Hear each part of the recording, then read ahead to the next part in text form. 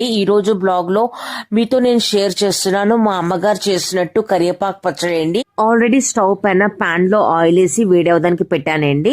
కొద్దిగా నూనె వేడైన తర్వాత నేను దీంట్లో తాలింపులో మీకు చూపెట్టాను కదా, ధనియాలు, జీలకర్ర, ఆవాలు, మెంతులు ఇవన్నీ కొద్దిగా మంచిగా చిట్లేంత వరకు ద్వారగా కలర్ చేంజ్ అయ్యేంత వరకు మనం ఫ్రై చేసుకుందాం. చూసారా, ఇప్పుడు ఇవన్నీ కలర్ కొద్దిగా చేంజ్ అయిపోయింది.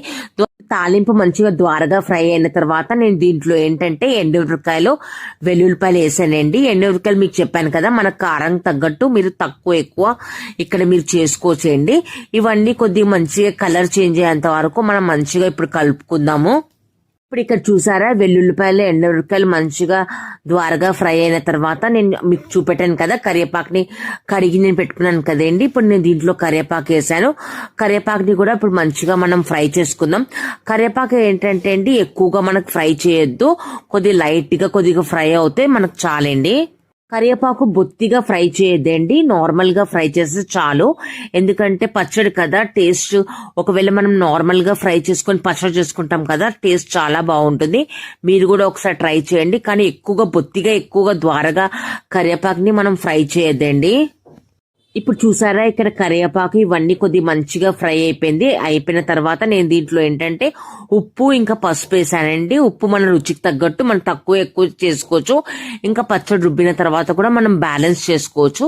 ఇప్పుడు నేను పసుపు ఇంకా ఉప్పు వేసి దీన్ని కూడా కొద్దిగా మంచిగా కలుపుకున్నాను. దింపబోయే ముందే మనం పసుపు వేసుకోవాలండి. ఇంకా చూసారా, ఇప్పుడు నేను స్టవ్ ఫ్లేమ్ ని కూడా ఇక్కడ నేను క్లోజ్ చేస్తాను. ఇప్పుడు కొద్దిగా చల్లార్చుకున్న తర్వాత మనం దీన్ని పచ్చడి రుబ్బుకుందాం. ఇప్పుడు ఇవన్నీ కొద్దిగా చల్లగా అయిపోయి రూమ్ టెంపరేచర్ లో వచ్చేసింది. ఇప్పుడు నేను దీనికి మిక్సీ బ్లెండర్ లో వేసి చింతపండు వేసి ఇక్కడ మంచిగా మిక్సీ పట్టుకున్నానండి పచ్చడిని. ఈ పచ్చడిని మిక్సీ పట్టుకున్నాను కదా, ఇప్పుడు దీన్ని మనం తాలింపు వేసుకుందాం. ఆల్రెడీ స్టవ్ పైన ఆయిల్ వేసి వేడవడానికి పెట్టాను.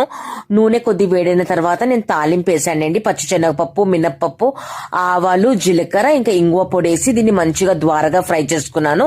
ఇప్పుడు పచ్చడిని రుబ్బుకొని పెట్టుకున్నాను కదా, ఇప్పుడు మనం దీంట్లో ఈ రుబ్బిన పచ్చడిని వేసుకొని కొద్ది మంచిగా కలుపుకుందాం. పచ్చడి రెడీ అయిపోయిందండి. సపరేట్ ప్లేట్ లో కూడా మీకు నేను ఇక్కడ తీసి నేను చూపెడుతున్నాను. ఇదే మా అమ్మగారి రెసిపీ అండి. ఒకవేళ మీకు ఈ కరివేపాకు పచ్చడి మంచిగా అనిపిస్తే మీరు కూడా ఒకసారి ట్రై చేయండి.